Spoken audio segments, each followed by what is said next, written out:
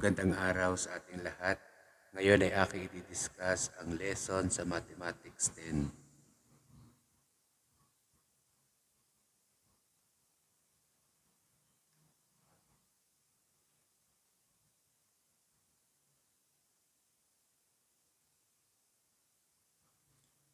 Mathematics 10, Week 5, Quarter 1.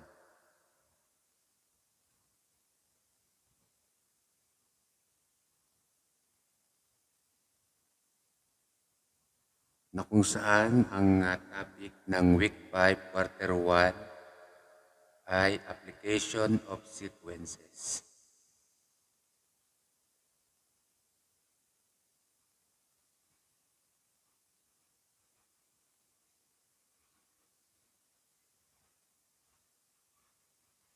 Application of sequences or problems involving sequences. So bago tayo mag-proceed, review muna natin ang formula ng arithmetic sequence at geometric sequence. So ang formula ng arithmetic sequence ay a sub n is equal to a sub 1 plus n minus 1 times t. So sa arithmetic yan. Sa geometric naman ay a sub n is equal to a sub 1 times r raised to n minus 1. So ito yung sa arithmetic at ito yung sa geometric. Arithmetic and geometric sequence. So, kapag application of sequences, it's either arithmetic or geometric.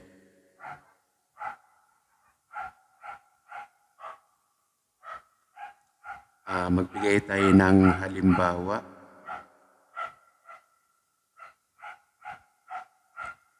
So, example natin, sulat ko na lang.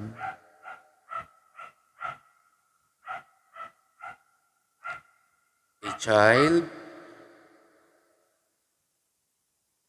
building a tower.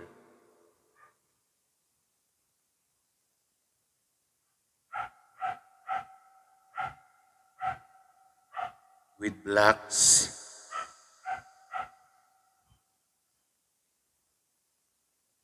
uses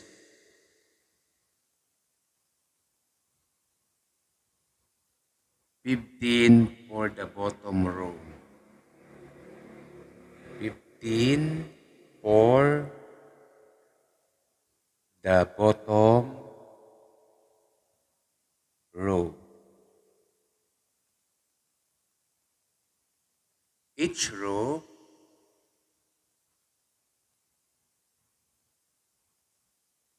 has 2 viewers or 2 viewer blocks than the previous row.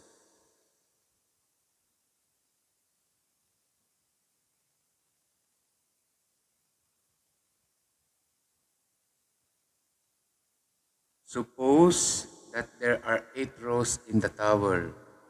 So, kunwari daw ay mayroong 8 row or 8 hanay sa tower.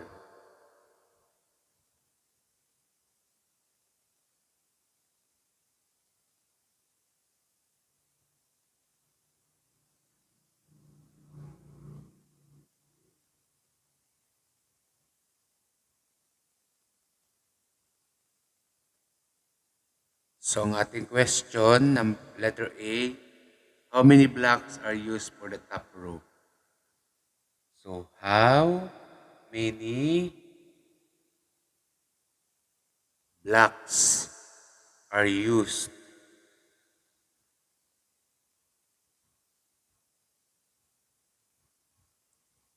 for the top row?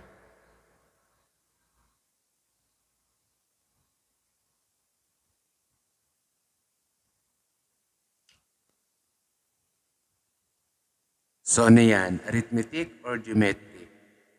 So that is arithmetic. So bakit? Based from the given problem, a child building a tower with blocks uses 15 for the bottom row. So each row has two fewer blocks than the previous row.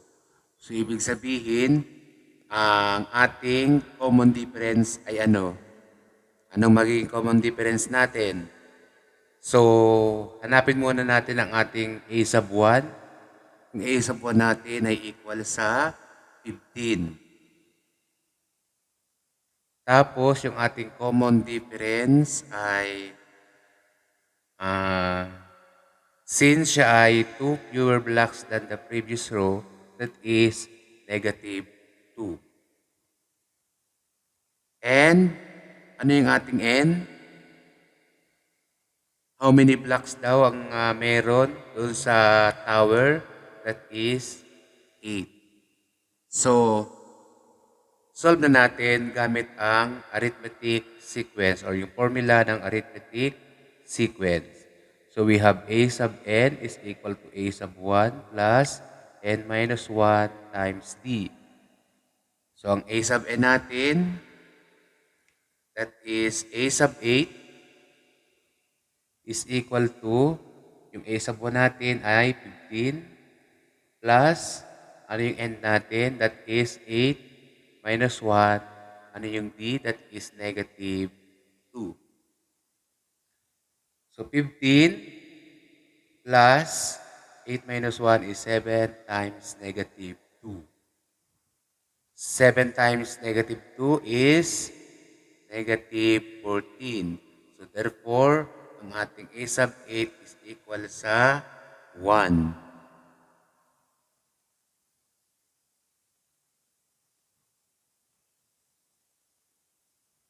So, there is just one block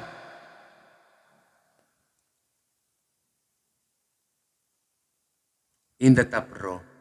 Ano? So, mayroon lang iisang block in the top row. Next question for letter B. What is the total of blocks in the tower? So, ilan daw lahat yun? So, what is the total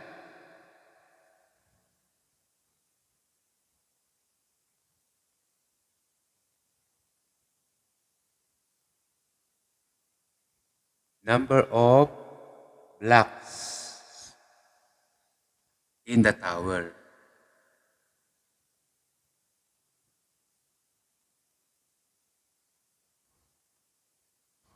Dahil ang tinatanong ay yung lahat ng bilang ng block sa tower, so gagamitin natin yung sum of the term of the arithmetic sequence. So ano ba yung ating formula for the sum of the arithmetic sequence?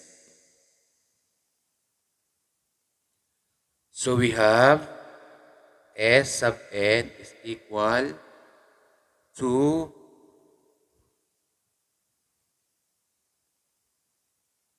n over 2. Wait lang.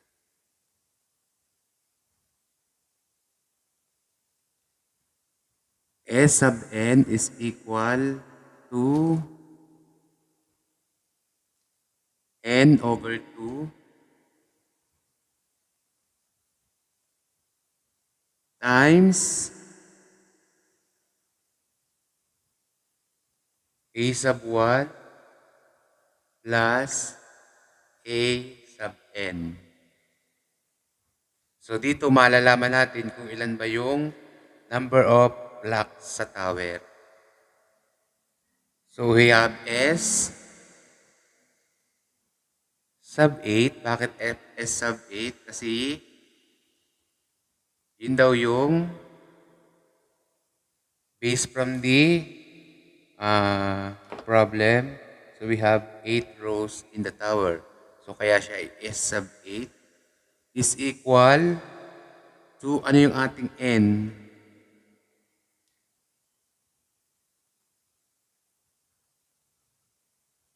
So, we have 8/2. Ang A sub 1 natin ay 15. Ano yung ating A sub N? Yung nakuha natin, or yung ating A sub 8, that is, ito yun. Ano? So, 1. So, 8 divided 2 is 4. 15 plus 1 is 16. So, ang ating S sub 8 is equal to 64. Therefore, there are 64 blocks in the tower. Ano, meron tayong 64 blocks in the tower. Okay, second example natin. An insect population is growing in such a way that each new generation is 1.5 times as large as the previous generation. Suppose there are 100 insects in the first generation. So, ang ating first questions here is, how many will there be in the fifth generation? So, this example, this problem is a geometric sequence. So, wherein our A sub 1 is the first generation. So, ang ating A sub 2 is the second generation. Ang ating A sub 5 ay hindi natin alam at yan ang ating isosolve. Since in the given problem, so in the given question rather, so how many will there be in the fifth generation? So hahanapin natin yung ating A sub 5. So, ang gagamitin nating formula ay geometric sequence. So, we have A sub n is equal to A sub 1 times r raised to n minus 1. So, ano ay yung ating n? Ano na magiging value ng ating n? Ang magiging value ng ating n is 5.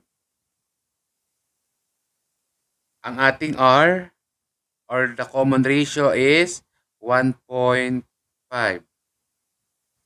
At ang ating A sub 1 is equal sa 100. So, A sub 5 is equal to A sub 1 times r raised to negative 1. So, ang ating A sub 1 is 100 times, ang common ratio natin is 1.5 raised to, ano yung n natin? 5 minus 1. Is equal to 100 times 1.5. 5 minus 1 is 4. 1.5 raised to 4 is,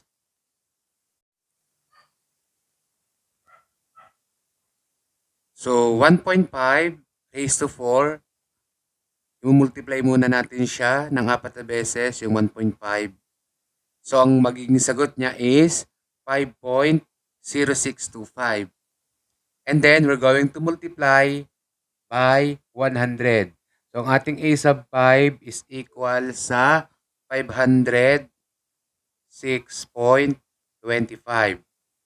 And since wala naman decimal, wala namang kaputol sa mga insects, so ang mangyayari dyan, in the fifth generation, so the population will number about 506 insects. So, 506 insects in the fifth generation. Next question. So, what will be the total number of insects in the fifth generation? So, nakuha natin that there are 506 insects in the fifth generation. So, ang kasunod na tanong is, what will be the total number of insects in the five generation? So, dito, gagamitin natin yung sum of the first n terms of a geometric sequence para mahanap natin kung ilan ba yung bilang ng insects sa loob ng 5 henerasyon. So, ang ating sum of the first n terms of a geometric sequence, S sub n is equal to a sub 1 times 1 minus r raised to n all over 1 minus r. So, we have S sub 5 kasi nga, aalamin natin kung ilan yung sum, yung number ng insects in the 5 generations. So, ang ating A sub 1 is 100 times 1 minus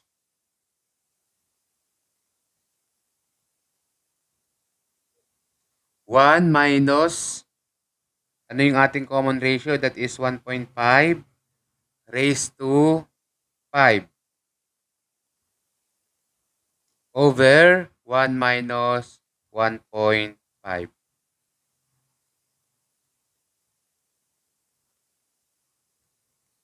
So we have 100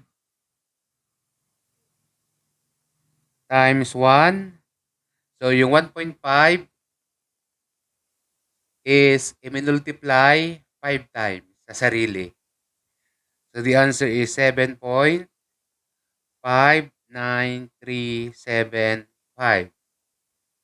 all over 1 minus 1.5 is negative 0.5.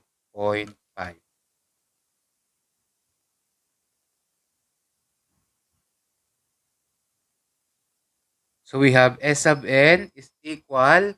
So, ibig sabihin, ang ating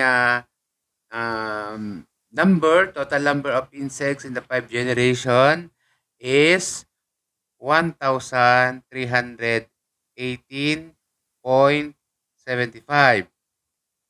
Since, sabi ko nga kanina, hindi pwedeng maging kaputo lang insect, walang fraction ng insect ang insects. So, magiging ilan na lahat sila? So, we have 1,319 insects. So, bakit naging 1,318.75? So, i-shortcut ko na.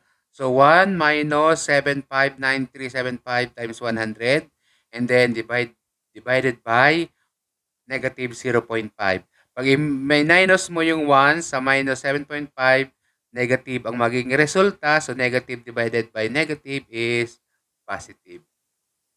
So, I hope na natuto kayo ngayong araw sa ating discussion, application of sequences, week 5, quarter 1 ng Mathematics 10. Thank you for watching.